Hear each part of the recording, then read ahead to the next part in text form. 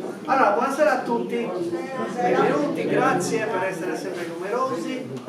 Stasera avremo una serata speciale Onebu dedicata al pane e alla panificazione, ma parleremo anche di altro con Gerardo Piras che è con noi.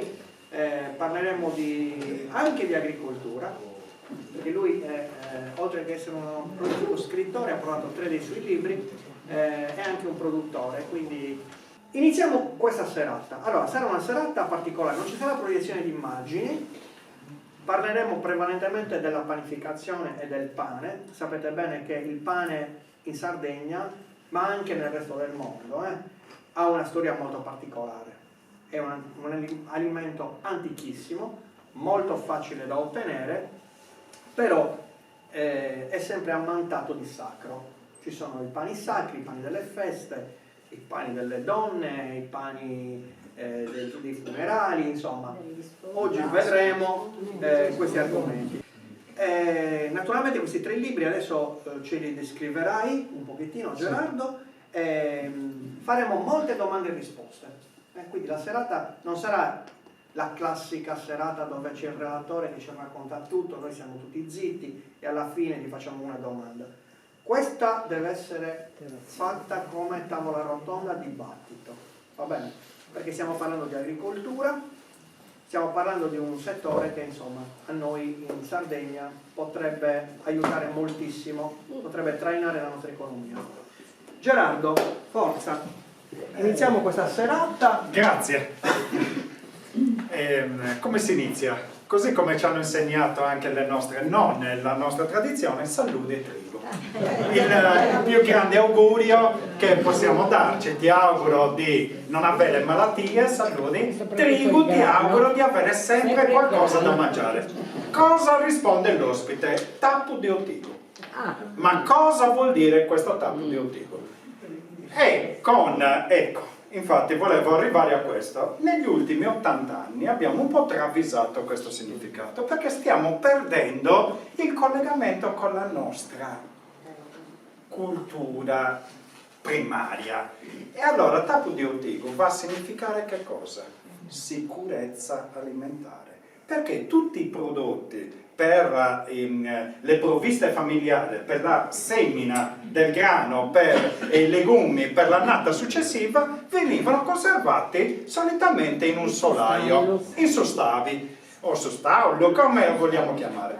Lo portavamo con i sacchi, però poi lo riprendevamo come? Togliendo un tappo di sughero dalla base del solaio e riempivamo da sotto i sacchi con le provviste. Se c'era necessità di mettere il tappo di sughero, vuol dire che il solaio era pieno e avevamo la scorta alimentare per superare i stradi longuso. E appunto i stradi longuso sono i mesi di aprile, maggio e giugno. Quei mesi finali dove era lo spauracchio di tutti i piccoli contadini. Se terminavo le provviste in quel periodo, dovevo andare dal proprietario di turno e chiedere, elemosinare un po' di grano per mantenere la famiglia. Il proprietario di uscire, se si molte femmine, quindi ti doveva pagare a caro prezzo. Quindi te lo dava a prezzo usurante. Prezzo usurante poi andai e mi dai, magari viene tua figlia a lavorare per un anno o mi dai l'opzione per lavorare quel terreno. E quindi avevano paura di questo. Quindi tappo di ottico, sicurezza alimentare. Ottico, tappo di sughero. Perdendo questo contatto abbiamo utilizzato questo tappo di sughero per tappare qualche altro cosa che non c'entra.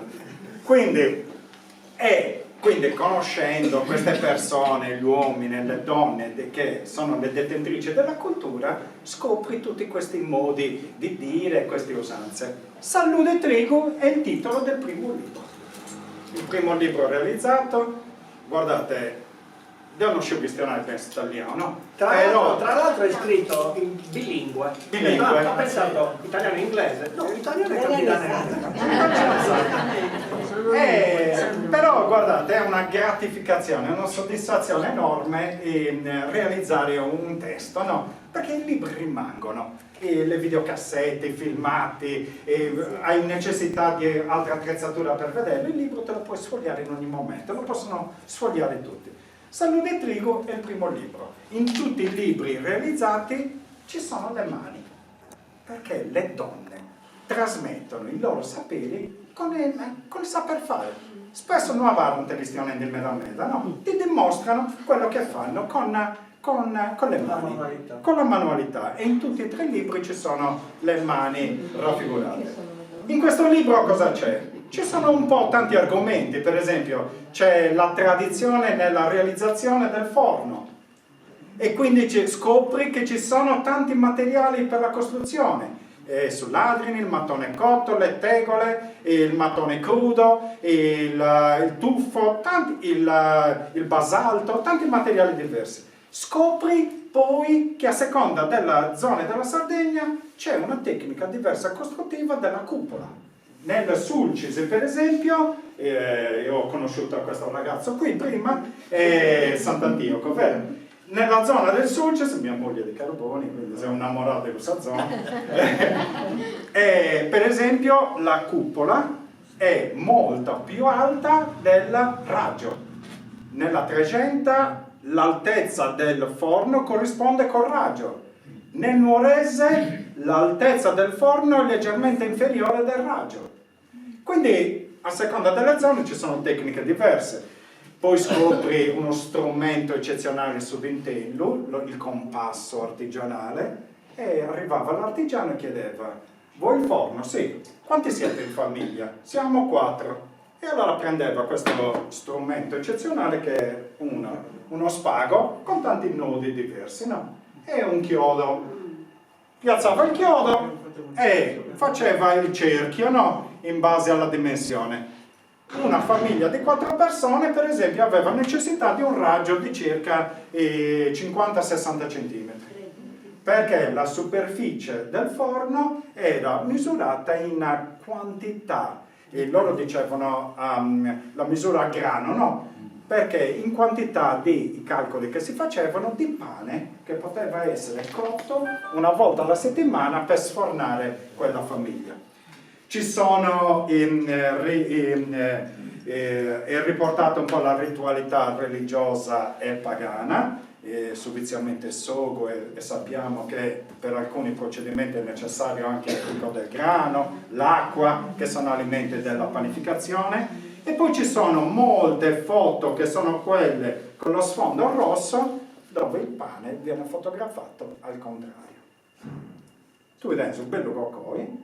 Solitamente in tutti i libri c'è la foto del pane dalla parte bella, però qui c'è anche la foto del pane visto da sotto. Perché?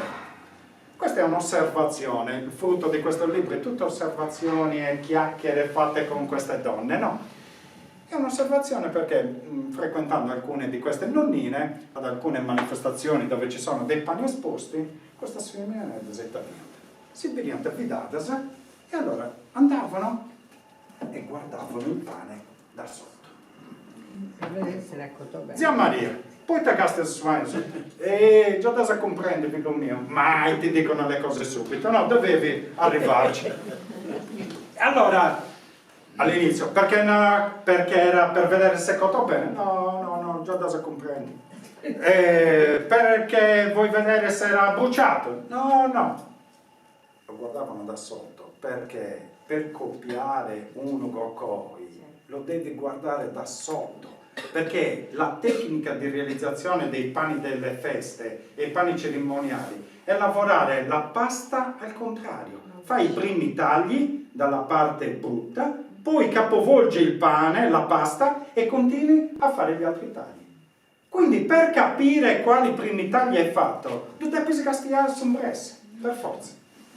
E quindi c'è questo riferimento. Ci sono... Volevo chiederti una cosa. Hai detto prima che c'era un tecnico che preparava il forno. Sì. E ogni famiglia, secondo le necessità, ne aveva. Okay. Quindi tutte le famiglie avevano un forno, nel senso che era un bene primario per tutte le famiglie. Allora, nelle nostre zone la maggior parte delle famiglie sì avevano il forno. Ci sono zone dove, oppure per esempio piccoli quartieri, piccoli vicinati, dove erano talmente poveri che non potevano permettersi per esempio il forno, allora si organizzavano, c'era una famiglia che aveva il forno, casti a dargli dire voi coi anche mimi, che paga voi e mi lascia a un modizzoso per esempio, o due cebragios, va bene? Però metti che almeno l'80% nelle nostre zone la famiglia aveva il forno. Quindi sono tutti produttori, quasi tutti sapevano produrre. Oppure, per esempio, legato sempre al mondo del pane, Samova, la mola asinara. Non tutti potevano permetterselo, no? Allora c'erano alcuni che, famiglie un po' più benestanti, ah sì, posi in molle anche mimi. Come te pagami, lascia a mancare un budo de varra. Come paga? Sempre in natura in questo modo, sì. Come scambio in questo modo. Tu hai parlato di ricorrenze, hai parlato per esempio di ritualità, e mi piace raccontare un qualcosa che abbiamo vissuto direttamente quando è nato il nostro primo figlio. E allora c'è una ritualità legata all'utilizzo dei pani cerimoniali.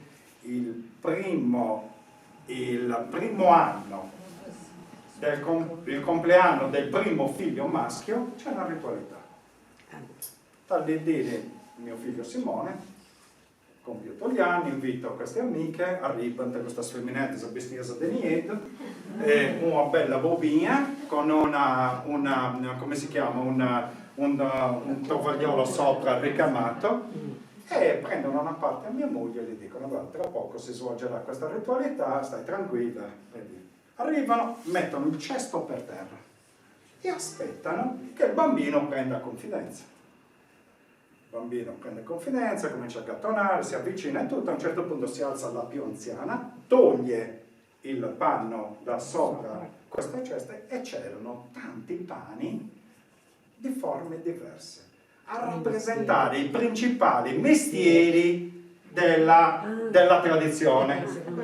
Un pane a forma di zappa, un pane a forma di rosario per il ruolo sacerdotale, un pane a forma di penna, un pane a forma di forbice, il pane a forma di libro, tutte queste cose. Secondo la tradizione, il primo pane che il bambino prende rappresenterà la sua vocazione. La sua professione futura. Avvisano mia moglie, figlio mio si grava a San Rosario. Conta il commenzo del serio. No, vedi no! Sono più s'assustrada, si spaventa, torna indietro e poi dopo un po' si avvicina e prende le forbici. E allora le forbici a rappresentare il sarto, un artista. Non Dio intendi né di Bredi né di Sarto. Quindi è questo legato al discorso della cerimonialità legato con l'utilizzo dei pani. Questo è un po' salude e trigo. Missi e rimissi ne parlavamo prima. Missi e rimissi, generare e rigenerare. Missi, creare un qualcosa da zero. A rimissi, per esempio, rigenerare il lievito è il grande segreto del lievito madre. Lo devi rigenerare per evitare che muoia. Arremissi, per esempio, è un termine utilizzato, per esempio, arremissi saingia. Ci sono alcuni ceppi d'uva che si sono seccati o abbiamo tolto con l'aratro, e allora arremissioso saingia rimettiamo in posta alcuni ceppi. E anche in questo caso ci sono delle mani, sono mani disegnate, però il pane realizzato è un pane vero. Questo è il pane di un ragazzo di Doglianova, emiliano, e avremo dopo, vero, in degustazione questo tipo di pane. Qui all'inizio, la posso leggere? Quella? Sì. All'inizio poi di questo libro c'è una convinzione. Sono convinto di questo dopo che ho sentito tutte queste persone. Vi leggo qual è la frase, poi discutibile o no. Siamo certi che il pane sia una semplice invenzione dell'uomo, oppure l'umanità lo ha ricevuto un dono? studiando, confrontando, indagando, intervistando, è un alimento magico, talmente particolare. È dato dalla combinazione di 4 elementi sapientemente dosati, mischiati, rispettati nei tempi che la natura dà, che i tempi della lievitazione, e diventa pane. Un pane che è utilizzato, l'unico alimento a rappresentare ogni fase della nostra vita, ogni momento della nata agraria, non lo so, è un qualcosa di particolare. E come ti fai a non innamorare di questa cosa? Boh, è talmente fantastico. La verità, in famiglia io mi sono innamorato del mondo della pane, della panificazione all'età di forse 27-28 anni. Prima non li avevo mai contenti, perché per noi 3 figli maschi in questa famiglia agricola, che dovevamo trasformarci il nostro grano in pane, il nostro compito di noi figli era quello di girare Samoa per fare, e poi l'altro compito a cercare si scovasa e a cercare sardina. Questo era il nostro compito di noi maschietti, no? E quindi girare questa manovella per fare il pane, ho odiato questa cosa, non ne volevo neanche sentire. Poi ho conosciuto delle donne anziane che mi hanno aperto questo mondo, fatto entrare in questo. Ci sono voluti 2 anni, poi siamo maschietti, giovanedo, e per conoscere il mondo della panificazione significava andare a casa loro all'1, alle 2 del mattino, perché per loro il pane si faceva con loro e basta. E quindi facevamo questo tipo di attività e scopri tutta una serie di ritualità e tradizioni che ho voluto completare con l'ultimo libro. Questo è in onore di questa donna che mi ha fatto innamorare di questo mondo, che ormai è morta, ed è zia Maria di Nurri, che queste sono le sue mani, e qui c'è un po' la sua vita, però romanzata. Ci sono delle parti forzate, però ci sono anche delle parti vere. Per esempio è ambientato in un paese che qui chiamiamo Pedramanna, ma lei è vissuta sino a quando si è sposata in un quartiere di Nurri che è stessa Vedraia, e quindi ci sono una serie di passaggi. Invece in queste che avete ci sono dei tutorial pratici, cioè sentirete la mia voce di sottofondo, vedete le mani di un'amica che vi dice: voi fai su qualcosa, impastate questo, questo e questo, aspettate questo, e fate questo primo taglio, poi girate la pasta, oppure vi volete creare il lievito madre da zero. Allora seguite questo filmato e scoprite che il lievito si può creare anche da zero, però non tutti e non tutte le donne ne conoscevano il segreto, solo poche. Quelle poche che corrispondevano con qualche figura particolare presenti in questo mondo. Il ruolo sciamanico e sacerdotale, non a caso le nostre donne sono quelle che benedicono gli sposi con sarazia, fonti queste che vanno a mecine quindi da oganta, e sono quelle donne che hanno in mano questa cultura particolare. Le donne sono anche le levatrici, sono saccapadora, seppeltona. La figura femminile poi in Sardegna possiamo dire che ancora adesso è tenuta in grande considerazione. A differenza di quello che succede nel resto d'Italia, la Sardegna ha sempre avuto un rapporto particolare con la donna e viceversa. È come per esempio la ricorrenza e la ritualità del segno della croce per tutti i passaggi, no? Noi adesso con i pani un po' più moderni, conosciuti tra i social, tutti questi passaggi, siamo abituati a incidere un po' tutti i tipi di pane. Però nella nostra tradizione l'unico panetto, l'unica pagnotta che poteva ricevere l'incisione a forma di croce fu lì da sovramento e basta. Tutti gli altri erano decorazioni e lavorazioni che avevano un loro stile, un loro significato e un loro strumento dedicato. Allora si parla tanto di lievito madre, ok?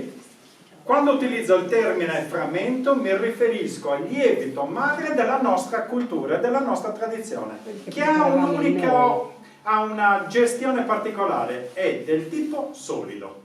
non è liquido, non è liquidi, non è da conservare in un barattolo né niente, ha tutto il suo procedimento.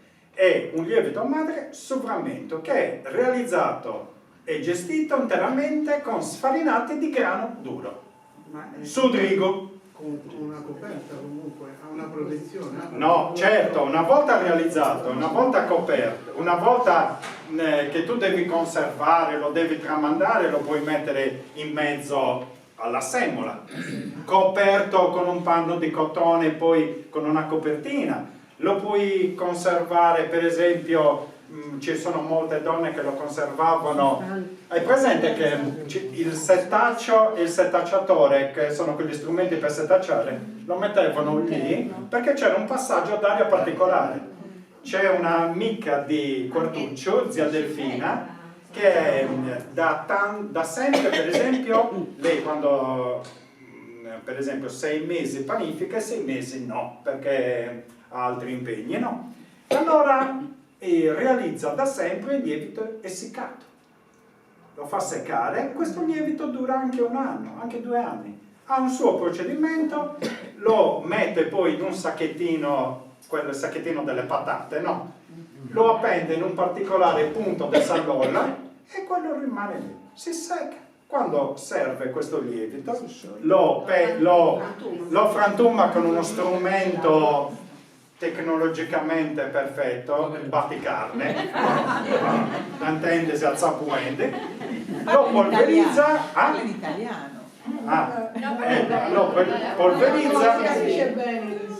lo polverizza e lo ammolla in poco acqua. Quindi ovviamente con la giusta proporzione. Con le giuste proporzioni, sì. Quindi stavo dicendo per l'incisione, perché il segno? Questa è una domanda, è un qualcosa che mi ha colpito, no? Ragionando e frequentando queste persone, no? Mi sono sempre chiesto perché fai questo? Fai questo perché c'è un motivo, no? A volte non te lo sanno spiegare. Quello che mi sono sempre chiesto è questo, adesso la faccio io a te la domanda. Perché il segno della croce solo quella greca, la croce greca e non mai la croce latina? Perché noi siamo greci.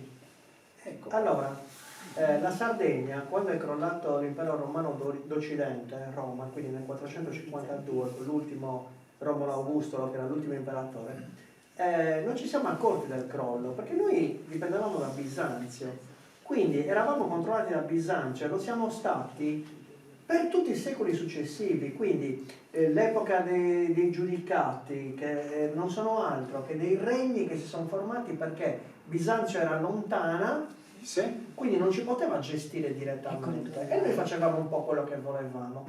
In quest'ambito però continuavamo a parlare greco. Le chiese sarde, le chiese più antiche, che sono Sant'Antioco, dove siamo andati domenica scorsa, San Saturnino, San Giovanni di Sinis, sono chiese a pianta greca, a croce greca.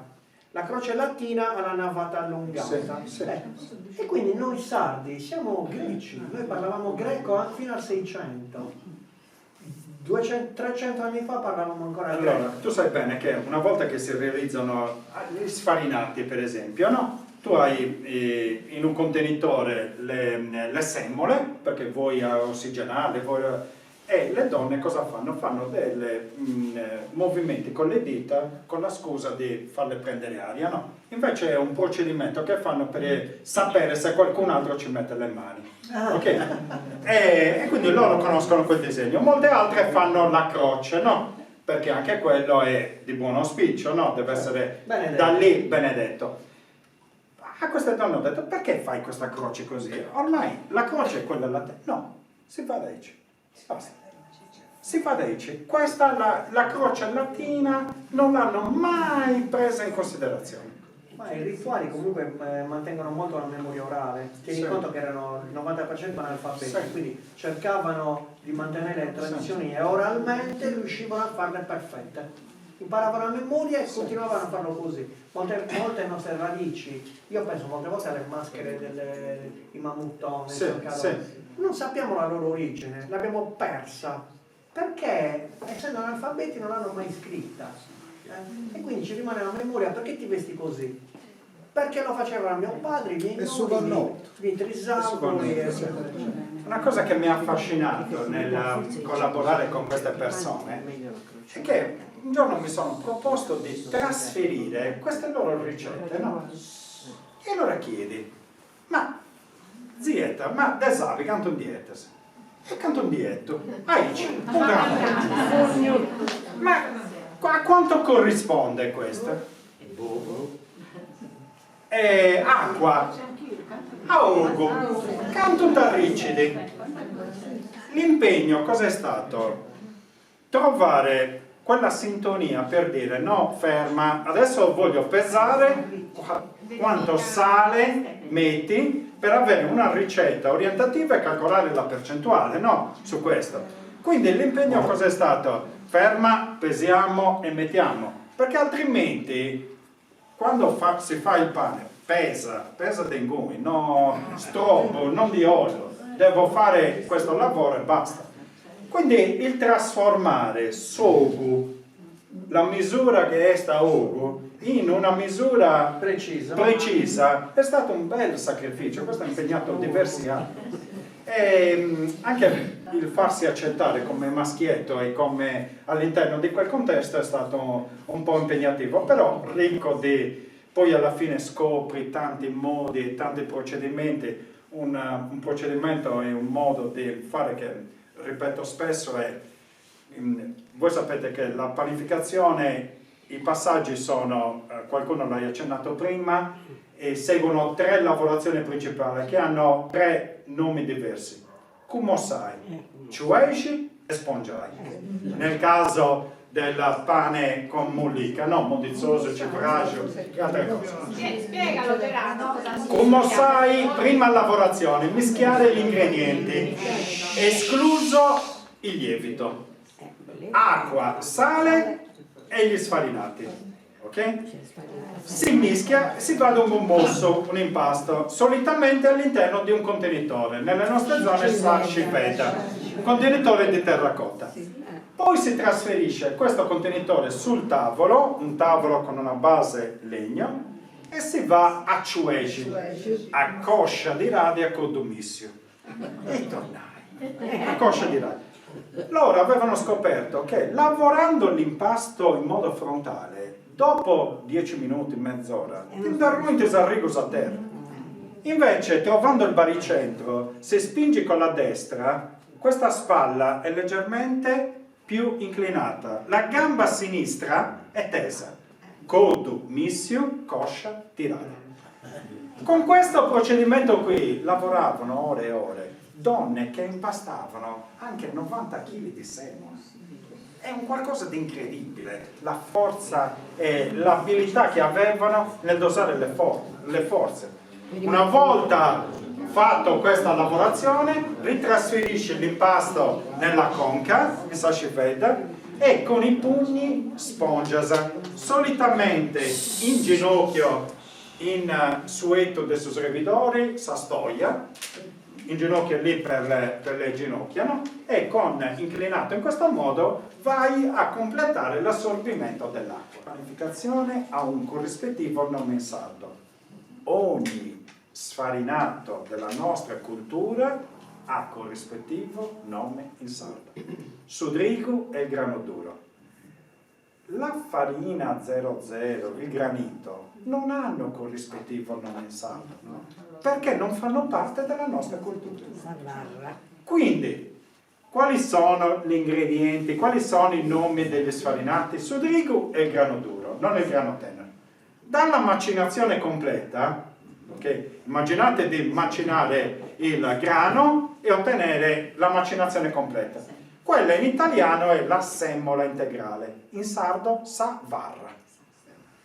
La semola integrale. Poi inizia la fase delle setacciature.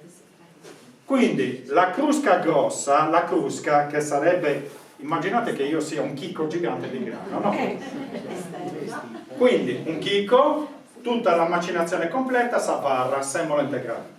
Poi iniziano i vari strati, la separazione dei vari strati. La crusca, il vestito, camicia, pantaloni, scarpe, subordini.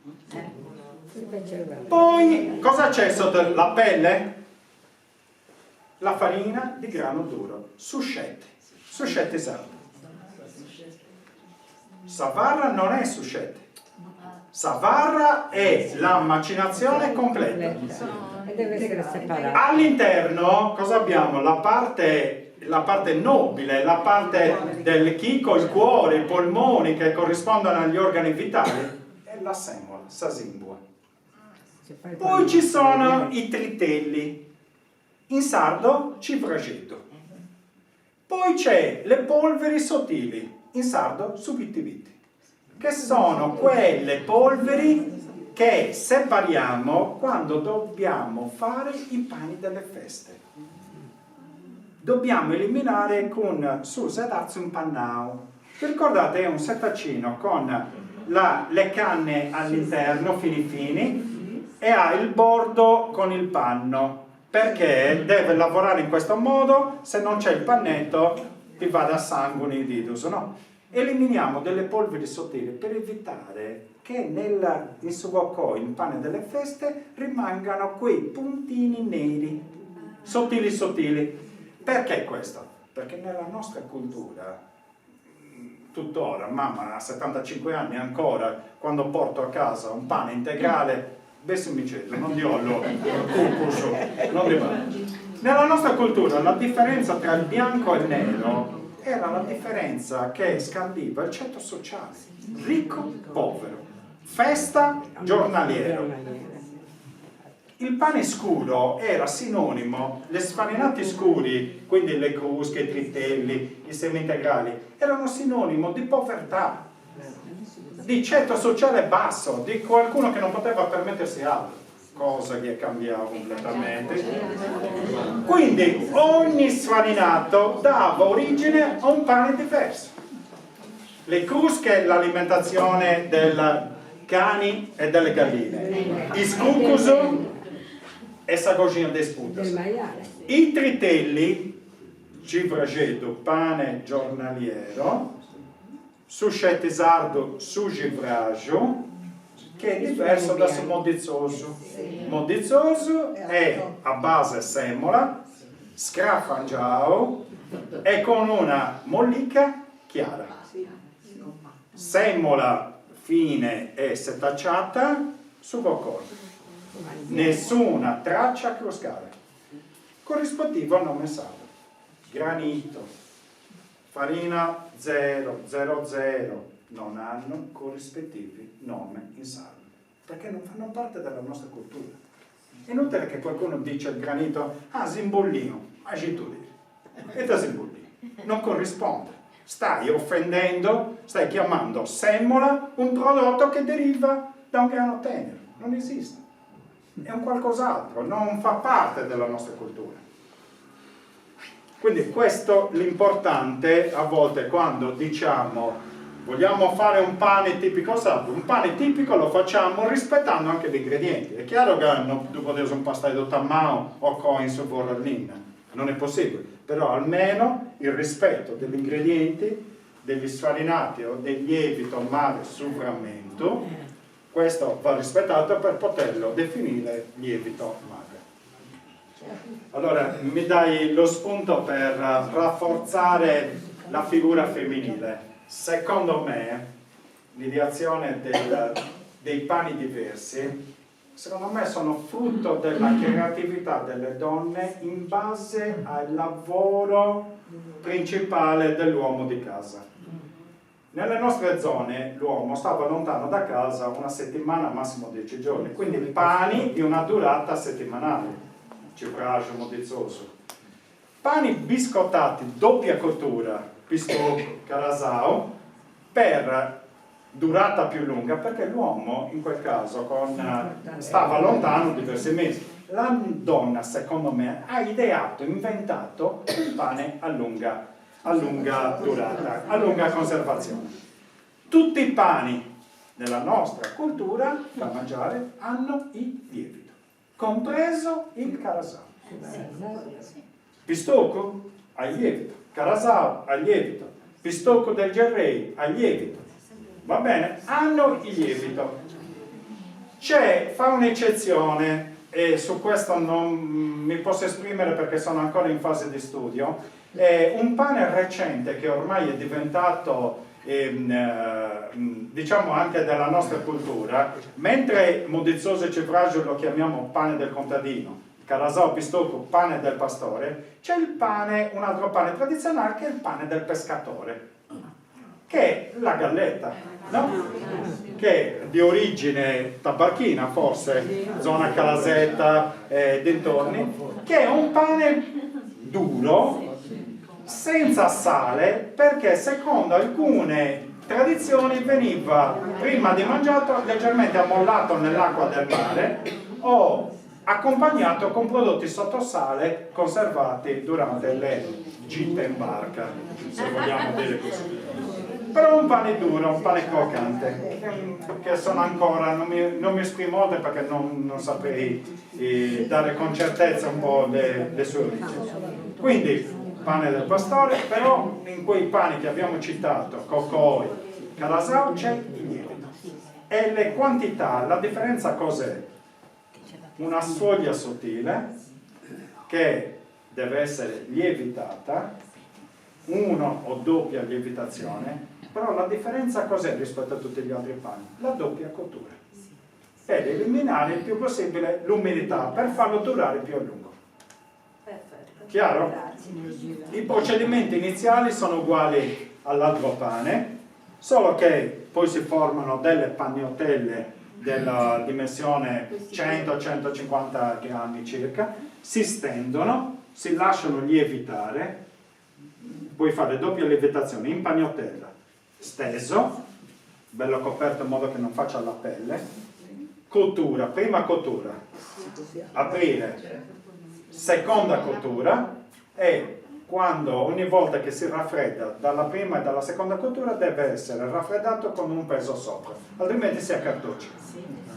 È quello che tagliano così? Sì, quello.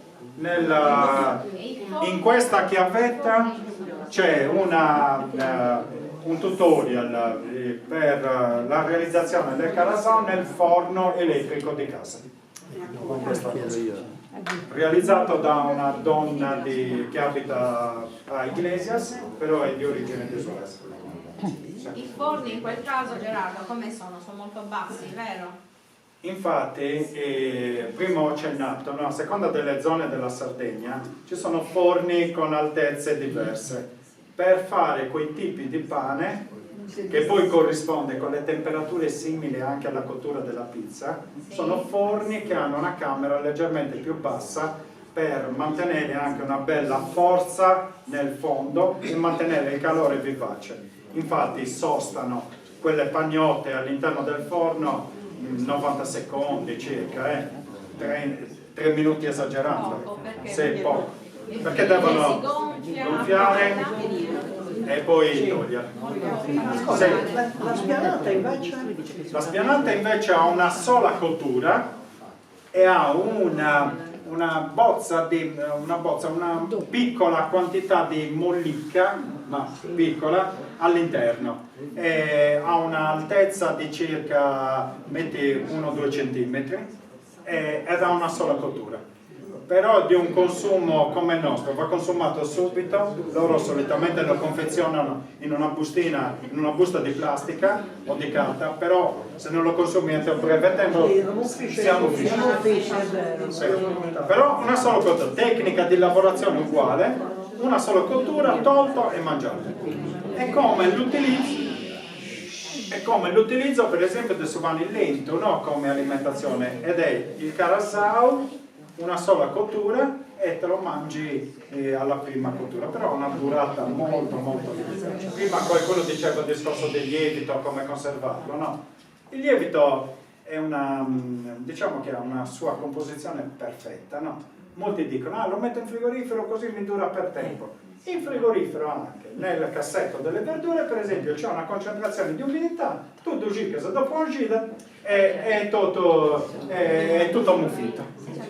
Quindi dipende da come lo conservi. si conservano meglio con poca umidità in proporzione che con la molta umidità, perché dove c'è più umidità c'è l'aggressione Quindi delle... non è una questione di freddo, ma è una questione di umidità. di umidità. Quello è il trucco sia dei pani che dei lieviti. Allora, il pane, il grano bianco, cioè il grano tenero, che dà origine a farine bianche, no? Va bene? Come la pizza, Ecco, tutte quelle che ti fa bere la notte. È destinata a scomparire. Cosa dicono le nonnine? Dipende da noi. Noi cosa vogliamo? Vogliamo consumare solo di quello. Siamo noi che dettiamo. È logico che il commerciante tavali con l'agricoltore. Chi non mi compra sul rigo di questa qualità, non ha un Ma se noi siamo i primi che vogliamo quel pane fatto con quelle caratteristiche e tu, panificatore di vicinale, non me lo produci, io ho loro. Lui è commerciante. Per assecondare un cliente, il mercato, fa quello che chiede il mercato. Ma è raro, Mia moglie cosa ha ideato? No, noi abbiamo un'azienda agricola di famiglia, no? Quando c'era babbo, furia tutto sanno, scavoaso, usato, vai ogni tipo di prodotto, a cascita e basta. E moglie ha detto, perché noi dobbiamo obbligare le persone a vendere cassette? Una cosa che ormai si usa da sempre, però noi l'abbiamo fatto 30 anni fa, nel caso della frutta, le confezioni piccole. Vuoi un vassoietto da 6? Ti do un vassoietto da 6. Vuoi il vassoietto da 3? Ti do il vassoietto da 3. Se avessimo mantenuto la politica di vendere solo a cassetta, a Gustavo vorresti serrato. No, non c'era la possibilità, è cambiato tutto. Lo stesso il discorso che facevi. Allora, qualche settimana fa siamo andati a Pimentel. Sì. Una signora stava regalando su frumento, perché non si può vendere quello, è sacro, quindi si deve regalare. L'ho scritto da qualche parte. L'ha scritto anche lei. Questa signora faceva distinzione fra frumento e lievito madre, diceva che erano due cose diverse. Quindi volevo una delucidazione su questo. Sì. Posso fare una piccola osservazione, non prendertela. No. Frumento, secondo me, non è il termine corretto. Il termine corretto è fra o frumento. Il frumento è il grano. Queste sono mie considerazioni. Il lievito sovramento, ok? O frumento è quel lievito madre realizzato interamente con sfarinati di duro. Un lievito madre invece può essere realizzato anche con la farina zero o altri prodotti. Quando andiamo precisi su, io cosa ho fatto all'inizio? Vi ho detto lievito madre sovramento, okay? Perché intendo tutti quei lieviti, quei fermenti realizzati interamente con il lievito madre, con un aiuto iniziale che è legato alla tradizione. Per esempio, per avviare un lievito da zero ho scoperto in alcune zone della Sardegna, in un medao del Sulcis, l'utilizzo dell'infiorescenza del cardo selvatico, per esempio, utilizzato anche per cagliare, per esempio, il formaggio, il latte, no? E fa parte della tradizione. Un lievito ottenuto con questo è sfarinati di zerio sul frammento, perché rispetta la tradizione. In altre zone utilizzano per esempio per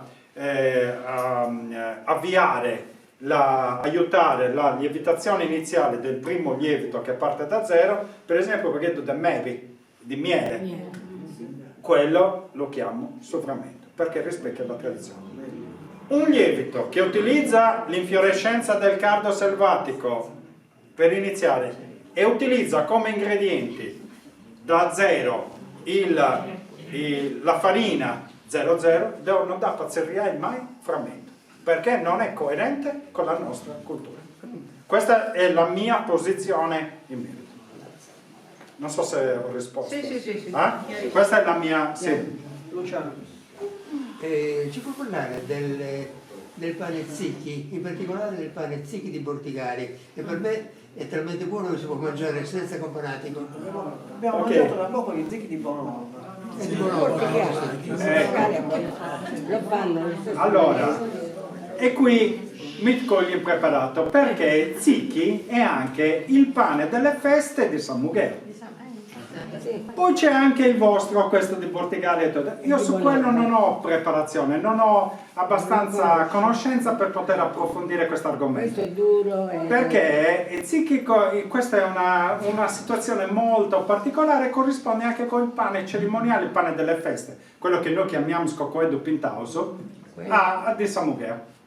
Quindi mi dispiace, non sono... Ho notato comunque che lo stesso nome viene utilizzato per pani diversi in comuni che sono molto vicini. Per esempio, 2 domeniche fa a Ghilarza ci hanno dato un pane ziki che era completamente, a Ghilarza dico, completamente diverso da quello di Bortigari. La forma era la stessa, tondeggiante, però il pane di Ghilarza era duro, si doveva spezzare. Il pane di Bortigari è morbido. È morbido e che doppio resta. Ma guardate com'è affascinante, no?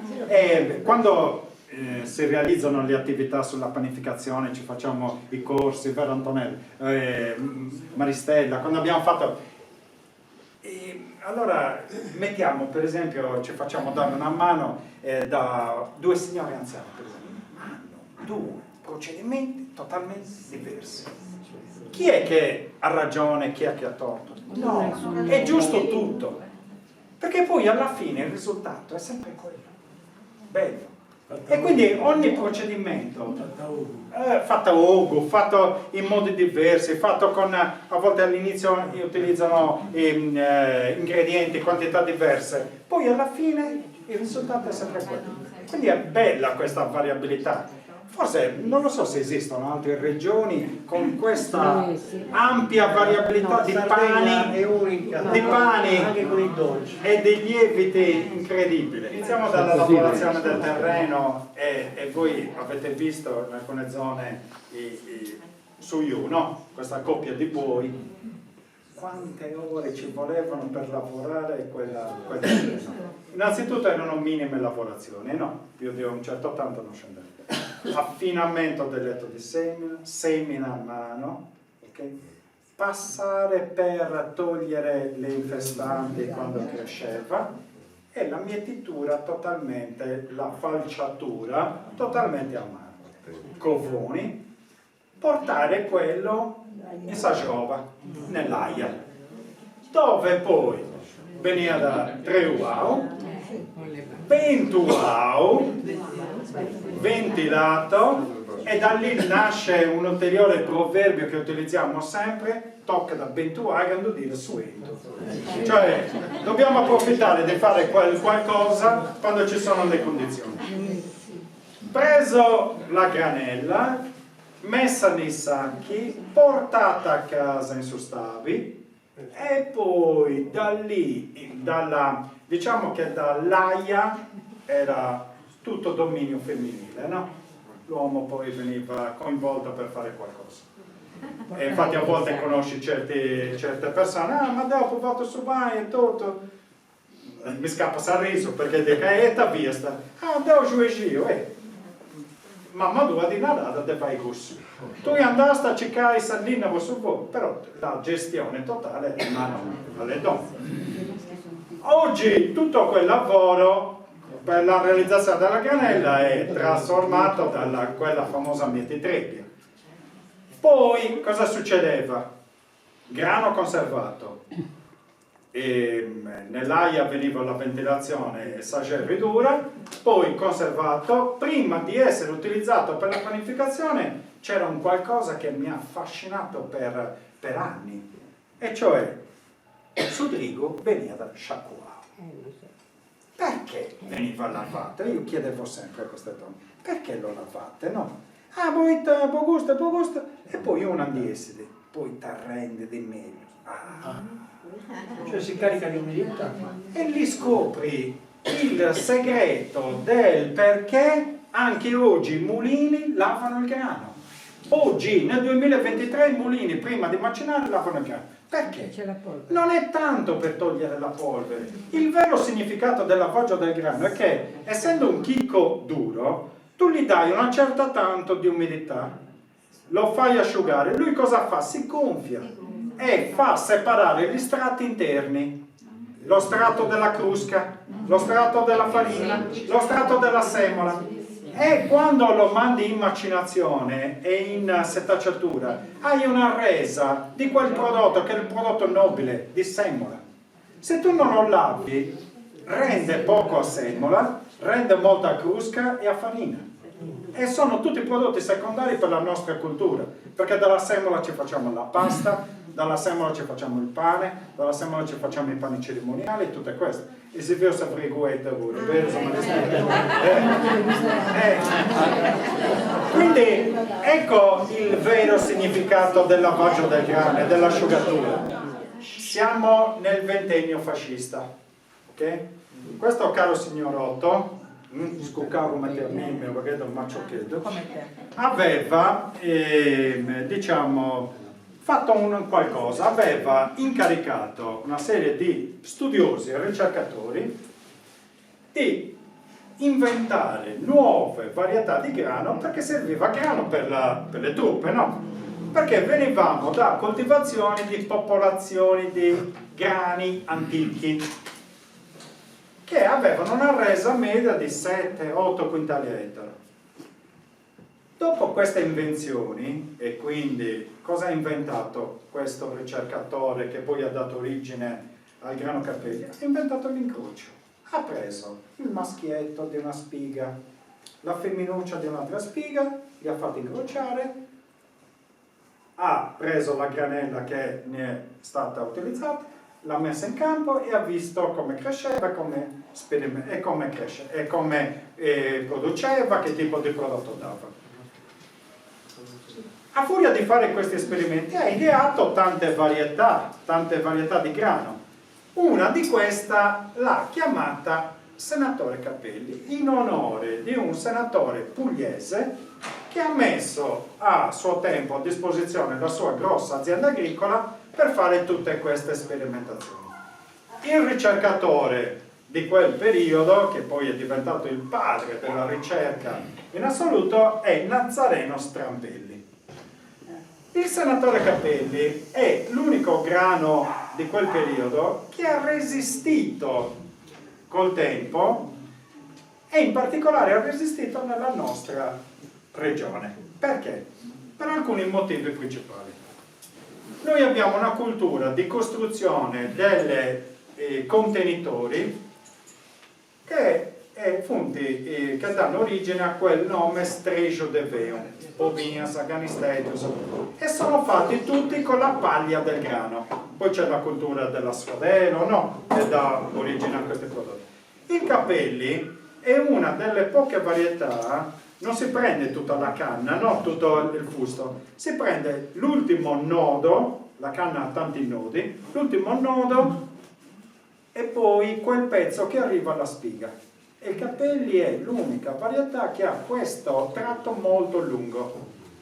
Infatti le cestinaie prendono quello, arrivavano nelle aie con suo goteto di linna, giocando a sagavizza del sudrigo e prendevano quel pezzo lì. Il Capelli dà queste caratteristiche.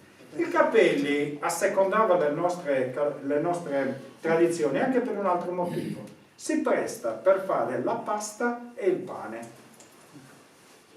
Ha un'altra caratteristica: l'impasto ottenuto dalla semola del grano Capelli è bianco, chiaro. Quindi per noi che abbiamo radicata la cultura del bianco e del nero, questa cosa ci rendeva felici. Oggi ci stanno quasi abituando a considerare il pane di grano duro, quello buono, giallo. Ok? Ci stanno abituando a questo. Perché? Perché ci sono grosse aziende, grosse imprese che stanno spingendo con queste varietà di grano che hanno questo tenore di giallo alto e dicono questo è veramente fatto di grano duro. Però questo non fa parte della nostra cultura. Quindi questa è un po' la risposta a questo passaggio. E quindi per questi motivi il grano Senatore Capelli, che è il nome completo, è un grano che si presta alla coltivazione biologica. Quindi Kentos perché ha puntato su quello? Oltre che sulla tradizione, oltre perché ha questa attitudine, oltre perché si presta alla coltivazione, perché è l'unica varietà di quelle moderne in circolazione, chi appillona e torna a pillonada, accestisce da un chicco, ci sono più piantine, nei grani moderni da un chicco una sola canna, l'unico problema è che è alto. Poi ha una caratteristica, è quello che in sardo si serve da sagorria, in italiano una bella gorria corrisponde al glutine, un glutine elastico, un glutine delicato, è quello che le nostre nonne chiamavano una bella gorria, e corriazzo ha un glutine tenace. Adesso parlando di pani meno nobili, anzi di serie B, in commercio adesso ci troviamo tanti pani decongelati, è pieno, soprattutto i grossi marchi, che sono anche buoni. Ma quali svantaggi grossi ci danno?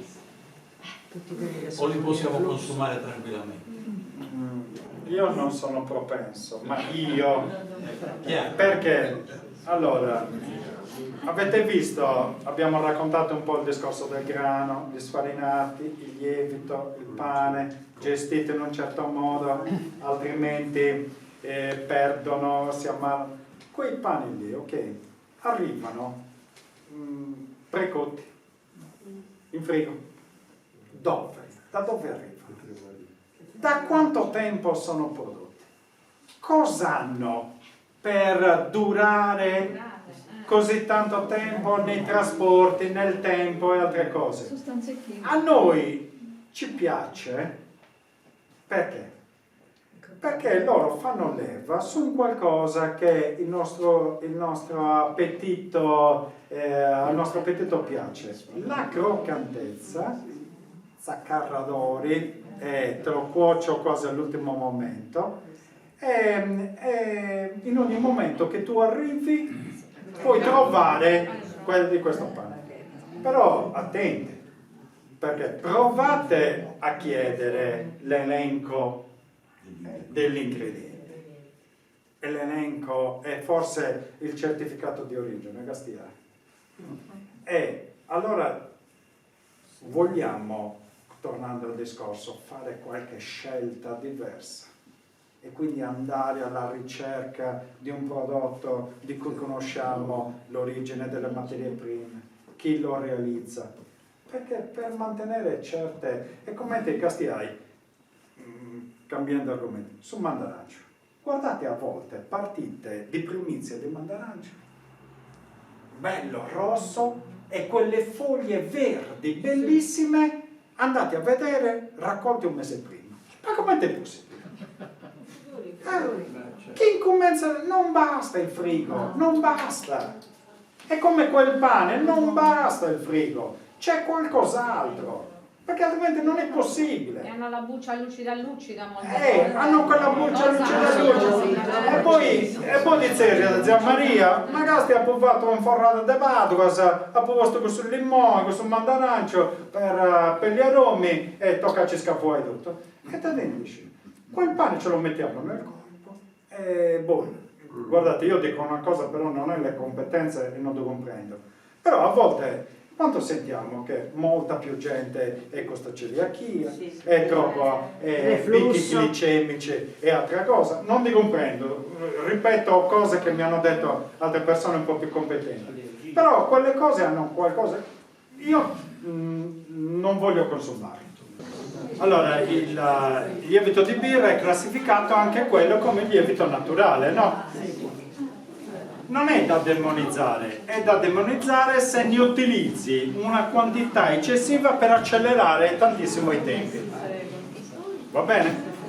Ma se tu ne utilizzi una piccola quantità e rispetti i tempi di lievitazione, che sono 1 o 2 ore in prima lievitazione, un'altra 1 o 2 ore in seconda lievitazione, ottieni un pane accettabile.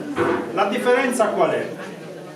Che il lievito di birra è una concentrazione, che sia fresco in pasta o secco, è una concentrazione di un solo babillottino, no? Di un solo lievito, che si chiama Saccharomyces cerevisiae, no? Che ha una capacità straordinaria, quella di mangiare velocemente gli zuccheri e fare tanta aria. Questa è la sua capacità. Il lievito madre sovrammento è un insieme di tanti microrganismi dove ci sono tante popolazioni diverse di lieviti, tante popolazioni diverse di batteri che hanno compiti diversi, non solo quello di far gonfiare, ma anche quello di dare un profumo, quello di dare un gusto diverso, quello di dare una colorazione diversa, quello di dare un retrogusto, quello di dare una digeribilità diversa. A svantaggio che cosa? Della velocità. Chiaro? E si conserva anche più a lungo, Gerardo. Un pane rispettando quelle dosi di lievito madre e quei tempi ha la possibilità di conservarlo anche più a lungo. Cosa dici della lievitazione fatta in frigorífico? Eccezionale. È un accorgimento incredibile. Qui c'è per esempio una ragazza che da tanti anni fa questa lievitazione, specialmente è un accorgimento per le persone che per esempio hanno delle gestioni o dei lavori o degli impegni particolari, non possono dedicare 7-8 ore di seguito alla panificazione. Ti realizzi un impasto, metti in frigo e quindi non blocchi la lievitazione, ma rallenti la lievitazione. Il giorno dopo ti indiscidas, ti ligas su caffè, ti gosi su mai e ti porti al lavoro oppure utilizzi il pane appena fatto. Quindi è un accorgimento moderno, perché l'utilizzo del frigo non fa parte della tradizione, però per poterti gestire e realizzare un prodotto casaleccio eccezionale. Se fai, frigo però bisogna lasciarlo. ci sono due sistemi, lasciarlo o frigo forno, vanno bene tutti e due, solo che il frigo rallenta, quindi tu devi sapere che la lievitazione non passa più, non necessita più di 2-3 ore, ma di 12 ore. Quindi cosa fai? Diminuisci fortemente la quantità di lievito che metti. Ah, certo. Ok, deve essere tutto rapportato, no? Sì. È un ragionamento è questo.